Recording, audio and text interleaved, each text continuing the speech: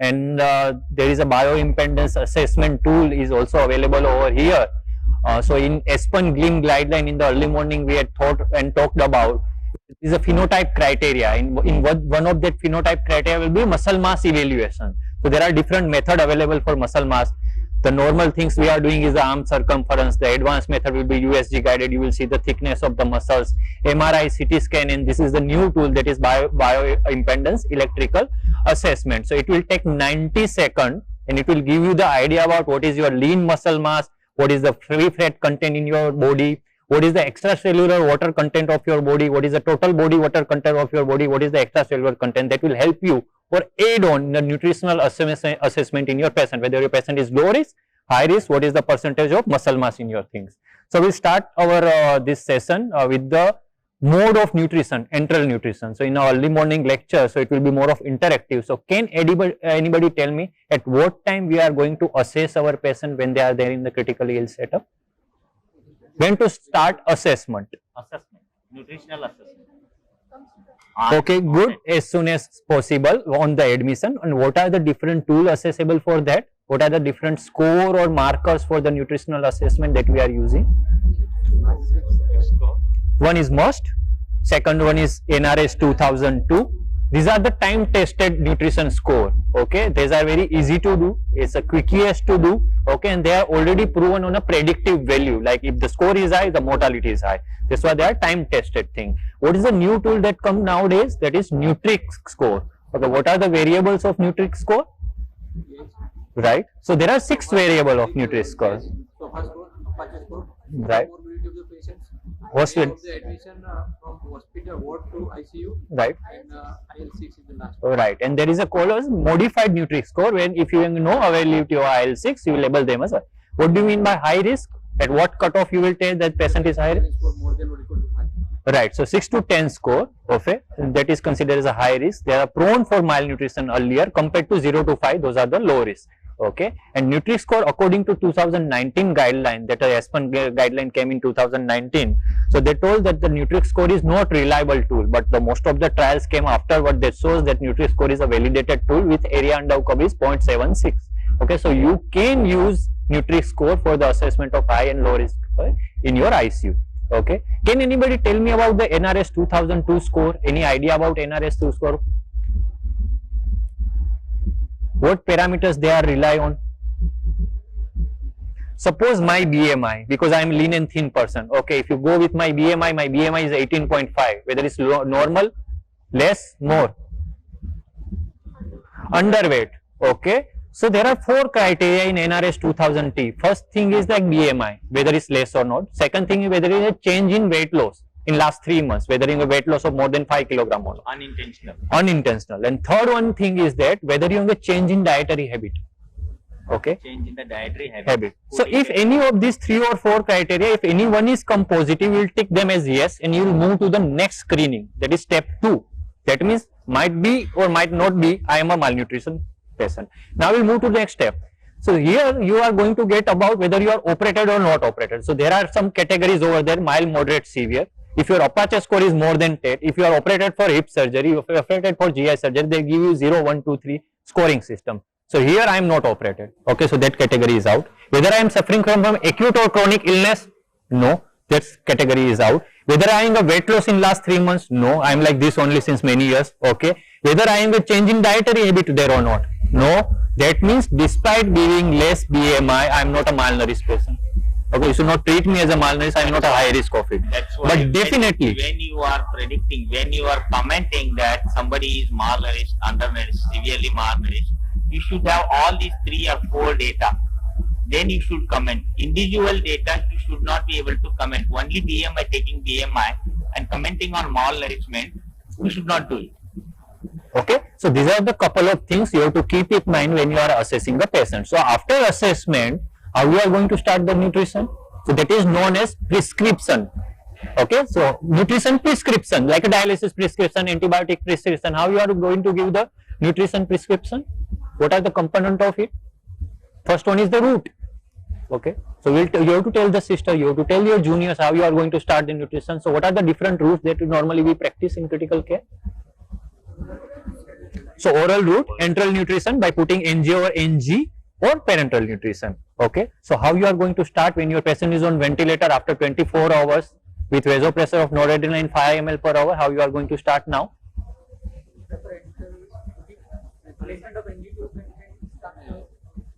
So you have to first find out whether this patient is going to get extubated in next 72 hours or not.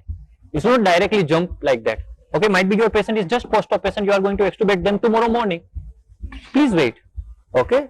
So overall condition, here you have to predict whether in next 3 days, whether your patient is going to achieve 70% of your goal or not. If the answer is no, then put the NJ. If the answer is like no, we are going to extubate the patient after 24 hours, then don't rush about enteral nutrition. Okay, might be you are going to give them more harm rather than the benefit. Why? Because you can manage for 24-48 hours with your IV fluid also. Okay. The another important point is there, when you are in the surge like surgical stress or critical ill patient or a sepsis, there is a movement of the endogenous calories also, like you have gluconeogenesis, and varies from 1200 to 1500. That means your body is already synthesizing 1500 of calories. You should not give them more calories by overfeeding them. Okay. Another thing is when your patient is on propofol. Okay. So what's the content of propofol per ml? How much calorie is going to provide the patient? 1.1 kilocalorie per ml. That means your patient is on 5 ml per hour and you are using for 24 hours. So it will be around 125. So that will be around 125 kilocalorie extra calorie that you are going to provide to her. Plus your endogenous 1500. That means 1750. Okay, that means don't rush. Okay, 1 or 2 days your body is trying to compensate. Kudrat bhi dekhta hai. Huh? So that is there. So after 24-48 hours, when you are assessing them, you feel like it will be more than 3 days, patient is not going to tolerate oral thing, put a NJ. Now how you are going to start a carbohydrate and protein, what prescription you are going to tell, what about micronutrients? So there is macronutrients, macronutrients, protein, carbohydrate. Okay, how you are going to give the prescription about calorie? 30% of it will be put by fat, liquid. Next, and carbohydrates. Let him finish. Well, just tell me about the calorie and protein. We are interested in what amount of calorie you are going to prescribe. Suppose nursing staff comes to you on a very practical scenario. Your patient is on ventilator 3 days, is not going to get extubated for next 3 days. How you are going to start? You initially manage with 5% dextrose DNA, that thing is out after 48 hours. Initially we go with So that's my question. How you are going to calculate the calorie requirement? Start from a lower No, first you calculate total calorie. Go step by step. Don't just go random.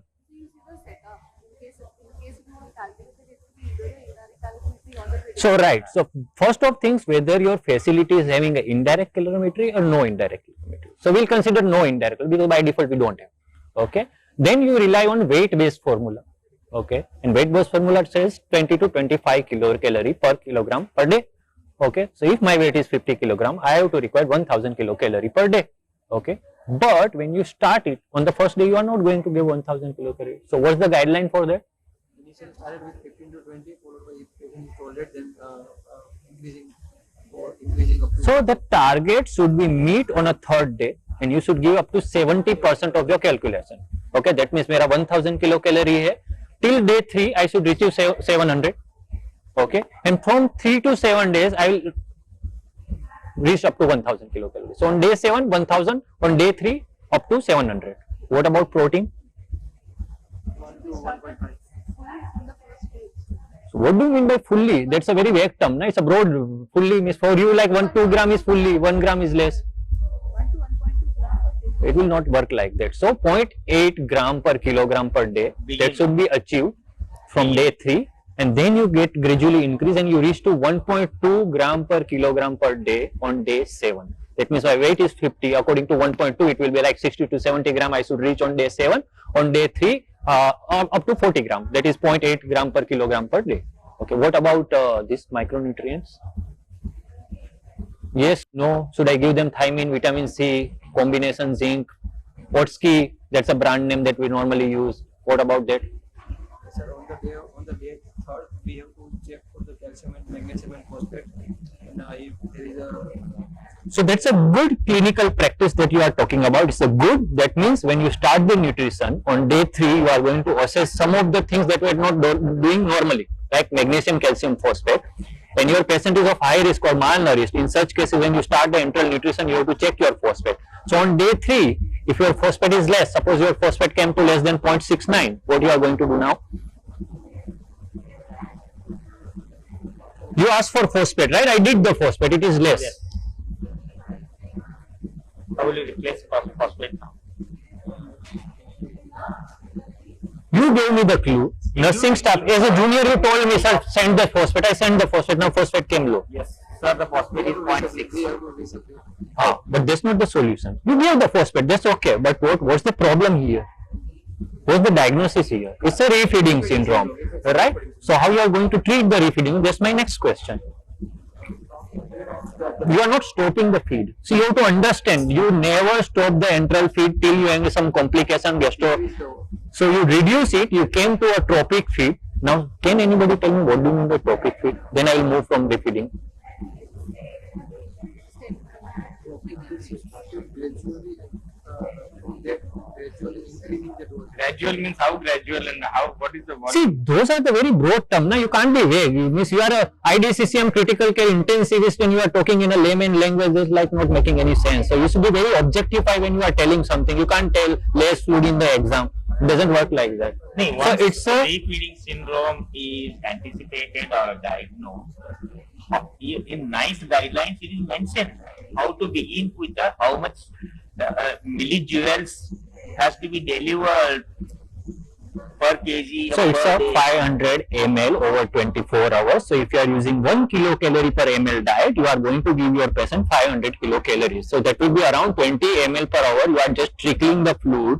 Okay, you are replacing your magnesium, you are replacing your potassium, you are replacing your phosphorus. You are checking your phosphorus at least twice a day according to the guideline. If it is not available, if it is costly to your patient, at least get done once OD. Okay, when your patient is diagnosed as refeeding syndrome. Now forget about refeeding syndrome. I was talking about micronutrients.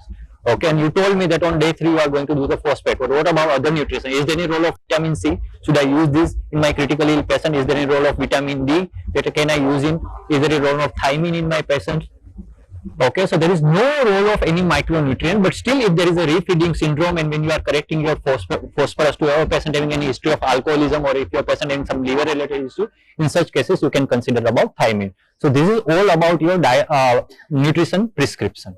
Okay. How will you feed the patient? Now next thing is how you are going to give the feeding. Means you told that NJ, but now what about telling them whether it's a continuous feed, whether it's a bolus feed? So continuous What is are the better. practices in your hospital? Depending upon that, you can tell.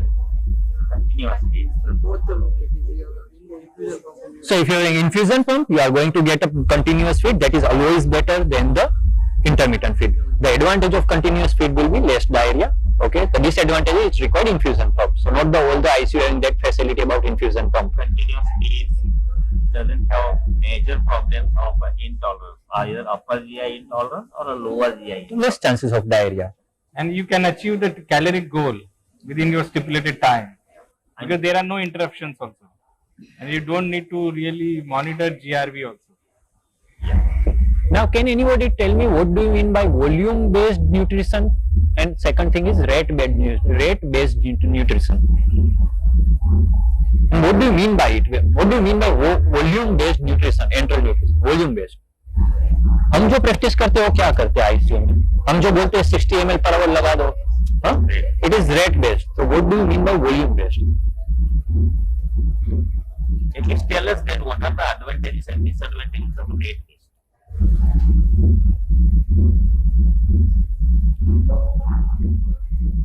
You can keep 100 ml, na? It will be fast.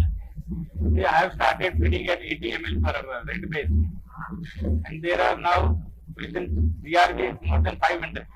I have given interruption of 6 hours. Then I again start with 60 to 80 ml per hour. So what is the disadvantage of it, rate-based? Because that much time you are lost. And you are not replacing that fluid. No? Again, you start with the same rate. It could not catch up. So Because of that, the volume was not delivered completely. So the target was not. disadvantage is that you are unable to meet your goal. That's why most of the time when you are feeding giving them a rate base, they are underfeeding because you are interrupting too much. Even if you restart, you start with the same rate. But what happens when you are giving them volume based? Means you give the instruction that the patient should retrieve 1.5 liter over 24 hours. So what happens when you interrupt it and when you restart it after 6 hours, you divide the volume with the remaining hours. Okay, and you start the nutrition with that rate. Okay, so at least your patient should minimally receive 1.5 liter of In fluid. any guideline and every guideline they mention it. You should have catch up for every interruption. So this is the paper protocol. Catch up is this. The meaning of catch up is this, not catch up. So in exam, if somebody asks you on a evidence based, what's the difference between in any mortality between rate versus volume? There is no such things there. But it's better to meet that goal of protein and calorie. Volume based is always better than rate based. Okay, this is the second question. Now tell me, when you label your patient having a gastrointestinal intolerance, what's the definition of it? That is one thing. Good. Right. Or GRV that is more than 500 over 6 hours, or if you have sign and symptoms of bowel ischemia or obstruction, in such cases. Next, last one. Increased frequency of stool or loose motion. These are examples of gastric intolerance. How will you treat gastric intolerance? Then there are differences or differential diagnosis for loose motion. That is different matter. The intolerance is one of the reasons for loose motion. Okay, so if your gastric residual volume is high, like more than 500, you have seen. So what you are going to do next now as a troubleshoot? Stop the increase the rate of the see what is the reason for it. Yes, first and foremost, you will have to see why there is high GI. Every time there should be why. Why? So you have done the USG is normal, there is no obstruction, your lactate is normal, no bowel mesenteric ischemia. What next now? You rule out other etiologies. Any antibiotic just cause Gastrointestinal, you correct the electrolyte, everything is normal. syrup which has led to the increased diarrhea, which is caused. Though everything is fine. You are good, means you rule out everything. What should be now?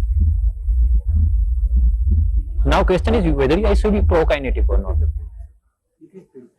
हाँ, that she did already. वो first उसने वही कम किया. हाँ, then she ruled out other causes also. Correct. हाँ, ruled out हो गया सब etiology अभी वो खत्म कर देते हैं, उससे आगे जाते हैं. अभी न्यूट्रिशन में हमने क्या बनाया वो देखना है. अरे मैं prokinetic बोल रहा हूँ actually. नहीं वो देखना है. See, we are talking about gastrointestinal intolerance, more GRV. We are not talking about diarrhea. My question: you should not divert your things on a diarrhea. My question is, your GRV is more than 500. You rule out other causes. Now, what should be carried out next? So you should use prokinetic. So next question is, what prokinetic you are going to use? Are you using erythromycin? We are not using, but according to the guideline, erythromycin is the first drug they had mentioned. They didn't mention metoclopramide. Okay, what's the dose of erythromycin? So 100 to 2 milligram 8 hourly, and that you have to use for 3 days. Why 3 days, not more than 3 days? Because the motility of the erythromycin action will be get attenuated after 3 days. So even if you use it, it's not going to help in the Beyond third day, motility. it is not prokinetic. Okay. You should not mother all this there in the guideline. See, my emphasis is that to the student, these are the questions and these are the things that we normally practice. So these are the points that you have to remember. Okay, whatever I speak, that's from guideline only, not from my side. Okay, you will get that in the guideline. And even if you want to add erythromycin plus metoclopramide, you can add over there. Okay, that is for gastrointestinal intolerance. What are the other things? What else you will see that in what nutrition or what preparation you have done, anything, any changes can be done in that. What is, how many kilocalories per ml we have prepared. See, you are talking about diarrhea. Now we will come to the diarrhea. Okay, so you are now patient having a diarrhea. What are the different situations? You will rule out antibiotic, you will rule out drug induced things. That converted to high calories or hypocalories. Right. So if it is an energy dense thing that is labeled as 1.5 kilocalorie per ml, so you can move down to the 1 kilocalorie per ml. That is one of the factor for hyperosmolar diarrhea over there. So that is another thing. Okay. What else? What is the question? Hyperosmolar? I like to interview. Sorry. What is the question? Sir, our question is that your patient having a gastrointestinal intolerance, it can be divided into like GRV more than 500. or your patient having a diarrhea. So what are the different etiology those are contributing to your diarrhea? So the first thing is, if you should not get anything wrong. So I just feel that hypertense formulas will actually not cause diarrhea. Will never cause diarrhea. You know what is the maximum osmolarity that a feed can have? It's not more than 1000. If you look at any of the tints, it's 750, 760, 720. You know what is the osmolarity of KCl? 5000. Ksol is 5000. Where is 700? Where is 5000? Not only that, when you are actually eating a formula, it's going into your gastrointestinal tract, which is more than 70 liters. So now amount of 6 liters of, how much amount of gastric juice you're having? 500, 400 saliva, 1500 the gastric, 2000. So it's all being diluted. So when someone tells a hyperdense formula is actually causing diarrhea, it's highly unlikely. Highly unlikely. Because your KSOL will cause more diarrhea than your. But for the teaching purposes, for the students, for the nutritionist, this is what is written in the guideline, is that 1 to 1.5 kilocalories per ml. But on 1.5 kilocalories, if you are having patient is having diarrhea and you have ruled out other causes and you have corrected the correctable causes, and then also its loose motion is going on, you can come down on 1 kilocalorie. That is ISO. And for the record, this question is there in the book. So you can read it. The next question comes when you are patient having a diarrhea, whether you should move to semi-elemental versus polymeric, that normally we discuss and they ask in exam also. So in such cases, you can mention, they first ask you, what do you mean by semi-element? What do you mean by semi-element? So can you make it more specific with your answer? Peptide. So it's a peptide base. So in a polymeric, you are having a large macromolecules of protein. Here it's degraded to the peptides. Plus sometimes they add the medium chain triglyceride to that just to decrease the diarrhea. But most of the trials shows that despite using a semi-elemental formula, there is no change in the diarrheal frequency. But again, when you rule out other etiologies, when you are sure about it is isocaloric, and still your patient having diarrhea, you can take the help of semi-elemental formula. Okay, but evidence-based wise, there is no change in the diarrheal frequency, there is no change in the mortality or any other outcome with the same. There was a very large trial that actually said that it was called as a spirit trial. Spirit trial. It was actually a trial that was done by the Nestle people called a spirit trial, where they actually looked at peptide-based formulas and incidence of diarrhea, and where they kind of curtails, reduces, whatever. So you can understand the nutritional product is negative trial, so it can't be biased also. Ideally it should become positive, but still it became negative. So that's the most important thing. Anything else you want to ask? Or we should move to that new gadget of esophageal aral tube insertion. Sir.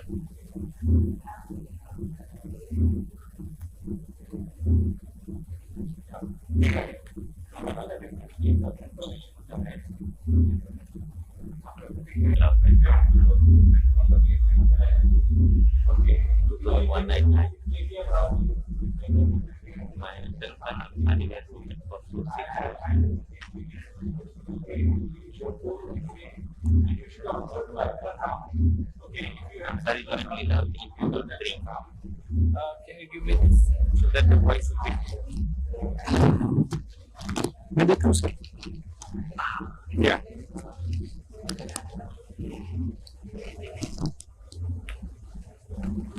Sorry. So for confirmation, we need to have an X-ray chest, and we should also see where the tip of the Ryle's tube is.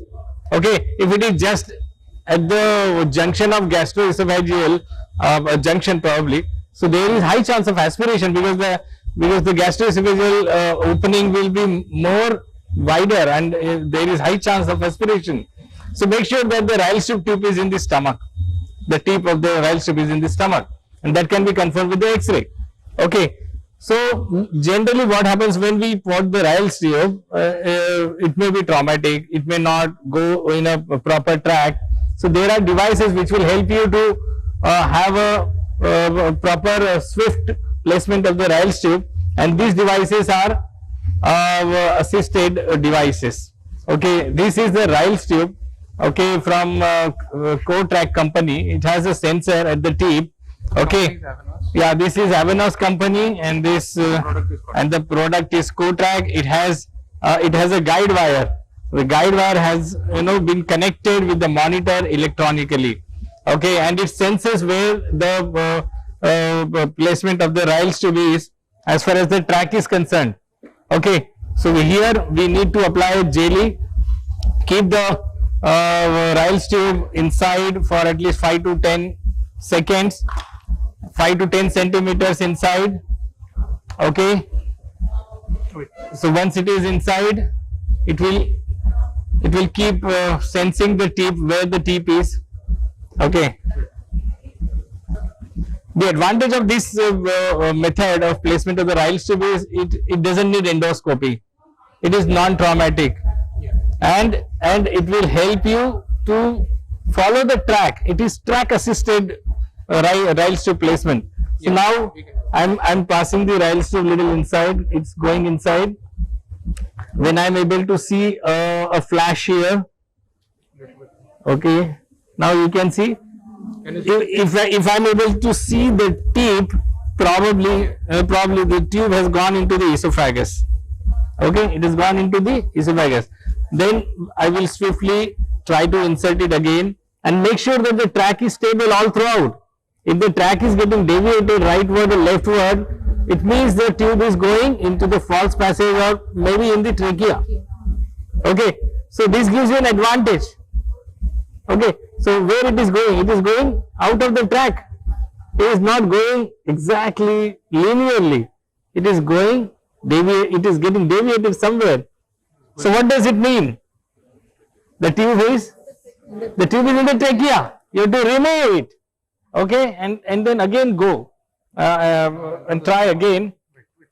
Yeah, you have to follow the same principle. There is a learning curve for this technique. Okay, every machine has a learning curve. Again, now see, we have inserted the Ryle's tube, jelly is applied, the tip is going inside, machine is sensing the tip of the Ryle's tube. I am going little forward.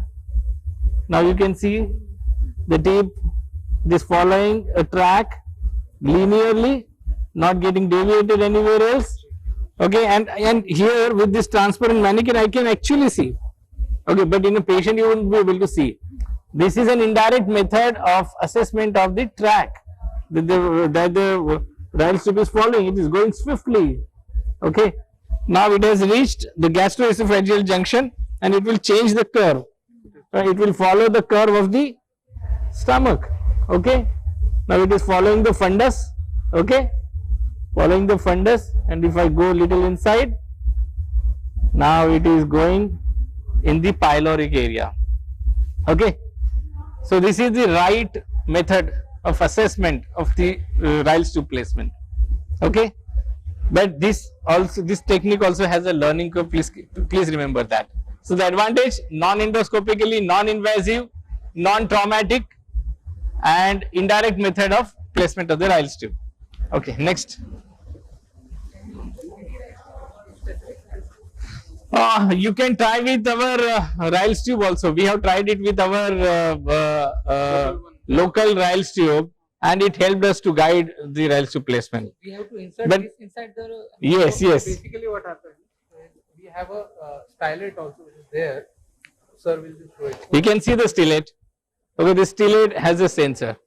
Okay, at the tip, and it is connected to the machine directly. If you pass this sensor or the stylet in your local Ryle's tube, it will also help you to guide whether it is going up. To guide, but the only thing is the accuracy might be different. Accuracy might be different, and probably it is not studied or tested on that local Ryle's tube. It is your mix match technique. Correct. Or a jugaad kind of technique that you have, but it is not validated or not studied by the company probably.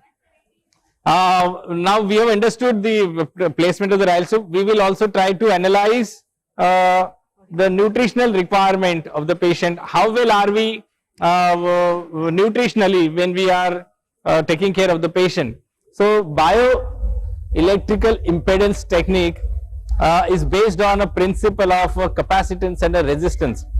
With this principle, we are trying to inject a current of very small quantity, maybe less than 5 milliampere. Okay, we have to apply electrodes on the limbs, upper limb, lower limb, and it will try to sense how much current is being absorbed by the different parts of the body. Okay, and it will help you to tell what is the extravascular water, intravascular, and it will also tell you about how much is the fat content, how much is the muscle mass. Okay, and it will also help you to assess the health of the cell, how well the cell is, resuscitation is adequate or not, nutritional supply to the cells are adequate or not. So these are all parameters that can be assessed with this bioimpedance electrical assessment method. So basically, normally when we pass the electric current, it goes swiftly through the water. Bone has the highest resistance and cells have a resistance which is in between. We call it as capacitance. Cells are charged. Normally a cell is having some charge. Okay, but if the cell is damaged or the nutrition of the cell is compromised, the charges that will be acquired by the cell will be less, and that will be evident on the parameters. Okay, so this method will also be useful in patients with critical illness myopathy. Okay, it will also help you to analyze how much is the muscle mass. Are we going towards sarcopenia? If the muscle mass is depleting, it tells you that the patient is going to take long time for recovery. Okay, if there is lot of edema of the extremities, it tells you that you are in volume overload state. You may have to de-resuscitate. Okay, and if there is excess fat content, it will also help you to tell that you will have to reduce the fat content. Okay, so overall, this machine or this method will help you to guide your therapy. How well are we in a resuscitation phase of a patient? Second, it will also help you how much is the extravascular or positive fluid balance, and it will also tell you critical illness myopathy and all that. Okay, there is one more parameter which is called as the phase angle. Okay, the phase angle tells you that how much is what is the status of the cell. Is the cell or the tissue healthy? If the tissue is not healthy, the phase angle will be less. The values here quoted on this machine is 5. If the value is less than 5, it means the tissue perfusion is not good, it is compromised. During the phase of resuscitation, if the phase angle is improving, it means the tissue perfusion is improving. So this will help you to assess the resuscitation. It will also help you when to de-resuscitate. When you have adequately resuscitated, patient is improving, you need to de-resuscitate it. So it will also guide you to de-resuscitate, and it will also help you to calculate the protein requirement of the patient. If there is muscle mass, loss of the muscle mass, it will help you that you need to optimize the protein intake. Okay, so these are gadgets which will help you as an additional tool for nutritional assessment. There are different scoring systems, Nutric score, okay, SGA scoring, NRS scoring. This is an additional device which will help you to guide your therapy with your ongoing treatment. Okay, it will also tell you water level. I already told. Now we will have a discussion on the insertion of devices for the feeding, especially endoscopic insertion, and what are the advantages of peg tube and the endoscopic methods of feeding a patient. So let us, Dr. Priyanka, can I invite you? Yeah, please go ahead. Thank you very much.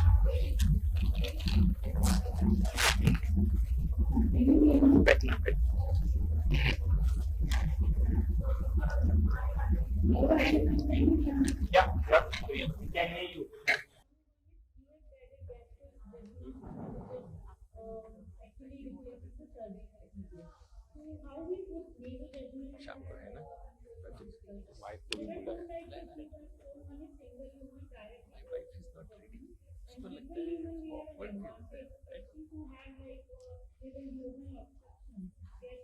मेरी wife भी अजीब है, she is busy practitioner, she has a OPD शाम को, she is not तो ठीक होता है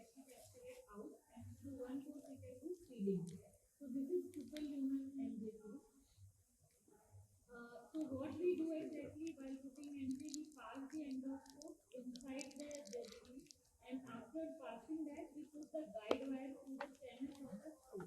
So you can see in the next slide that this is the part of small intestine where you can see the guide wire. Over the guide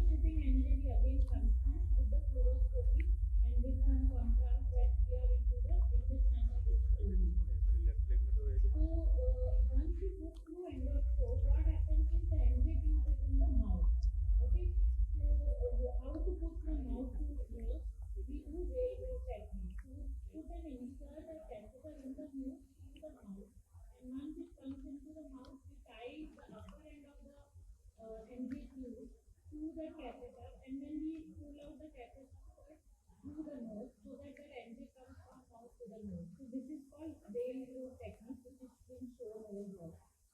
And then we fix the entry tube on the nose. So whenever we put any tube like nasal gastric tube, nasal vaginal tube, any nasogastric tube, always be careful of aspiration because it may come out, and if it is displaced, there will be some aspiration may happen. So before feeding, we should check the position. Patient's head end should be elevated to 35 to 40 degrees to prevent unnecessary reflux. And tubes should be always checked. The placement whenever patient is on intermittent or continuous feeding. The fixator device and tape should be changed as when it's needed, and there should be proper mark so that you know that it has been displaced or it is on the same place. If it is displaced, do an X-ray or fluoroscopy and see where is the tube and then give the feed.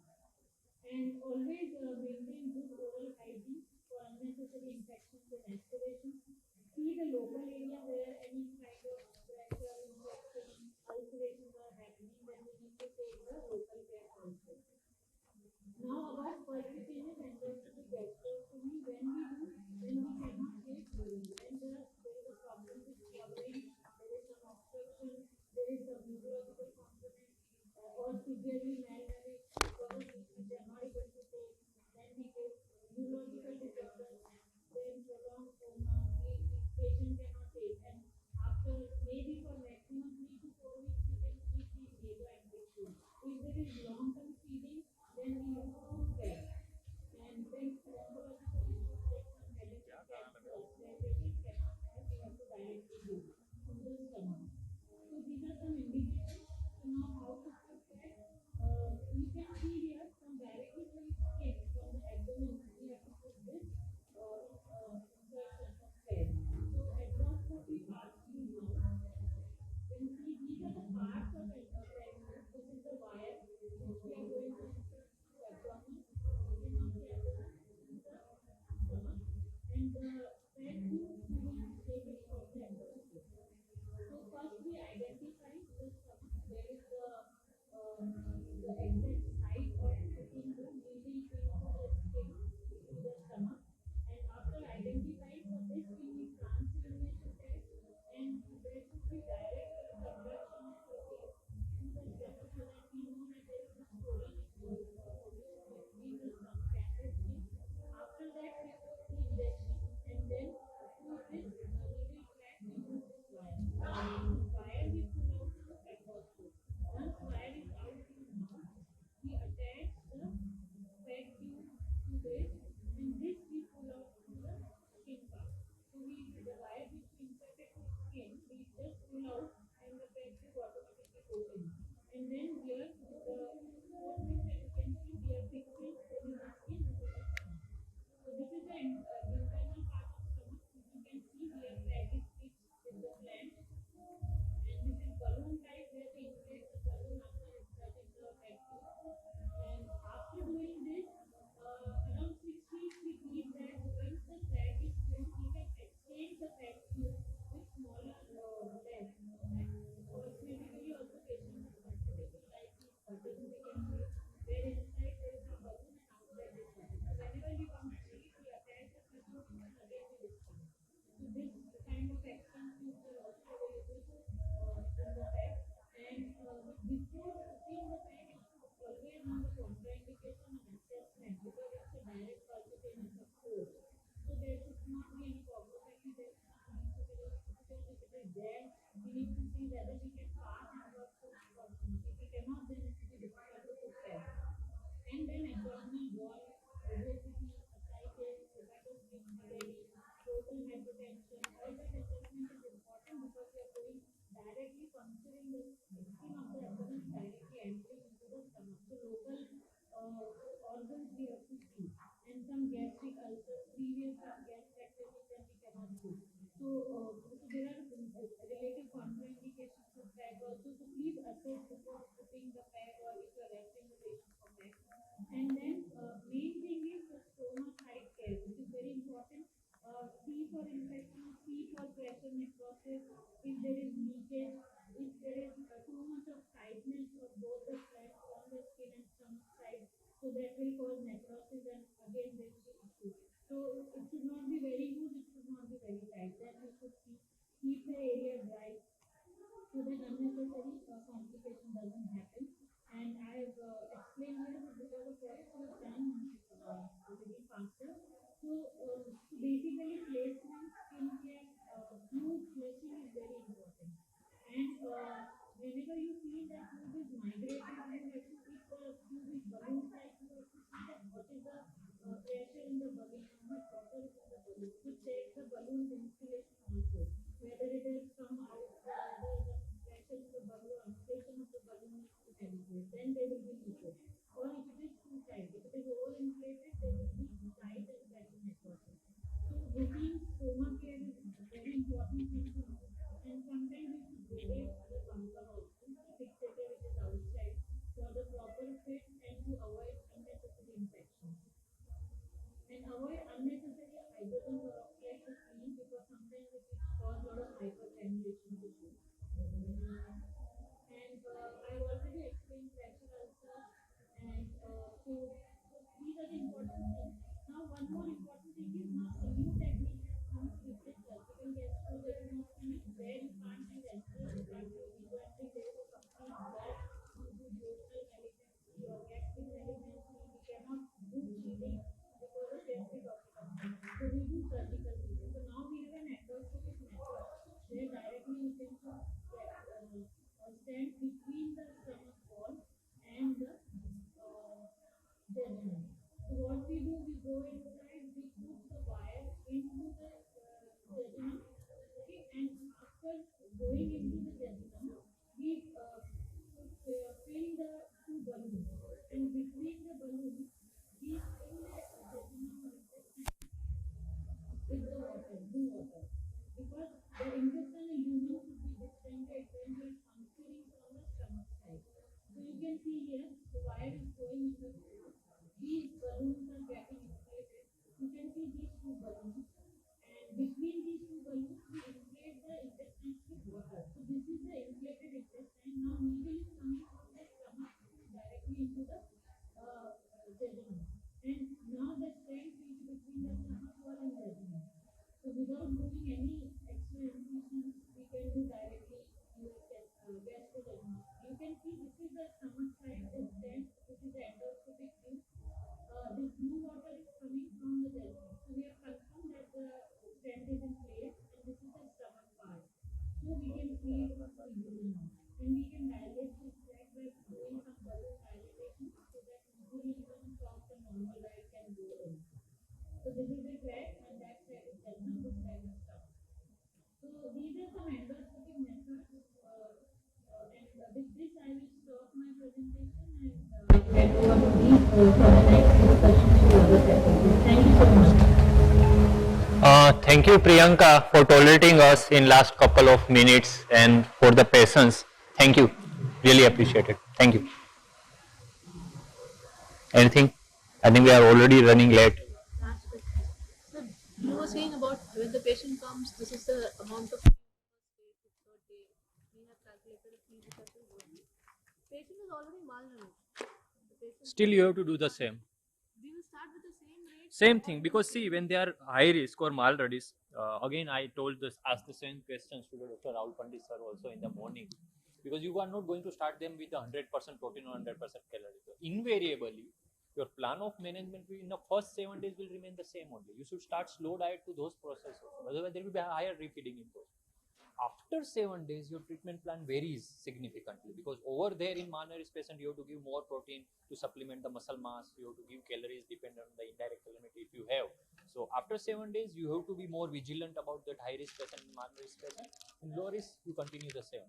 So personalization things after 7 days for high risk, but after 7 days, not in first 3-5 days. Saying is nutrition in the scenario of critical care and critically ill patients. If patient is conscious, if in kitchen field want to eat 3 chapati, that's okay. Means I'm talking about a patient who is on ventilator, who is of high risk, and who is malnourished. Still, you will do the same, like 30%, 70 to 80% on day 7. after 7 days, whatever best tool you have, Correct. bioimpedance, USG, MRI, CT scan, negative Clinical urinary assessment. assessment, indirect calorimetry, do whatever you do for heights. But other thing is, other than ICU, out of the ICU, whatever things is applicable according to your nutrition thing. And the patient if is eating orally, we are going to stop that. Don't eat this. You are repeating. So no, let him eat. But additionally, if you want to supplement that, then how much you calculate? Whether this patient is at risk of repeating or what? What is the sugar? What is the potassium? This is general thing. We are not never specific to about disease specific things. We didn't discuss those things. It is total different subject like pellagra, scurvy, kwashiorkor, and all those. Are you using these tubes?